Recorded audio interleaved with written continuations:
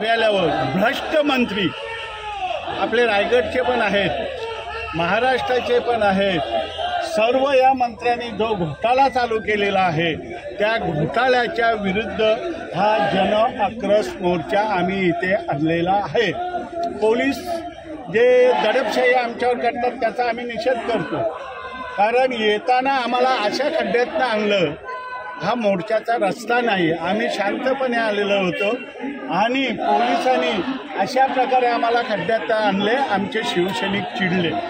त्यानंतर आम्हाला ती पोलिसांनी घातलेली तिथे अडचणूक आम्हाला तोडावी लागली बरा, आणि ही तोडणार होतो, आम्ही शिवसैनिक आहे, पण संभ्रम ठेवायचा आम्हाला पण आहे।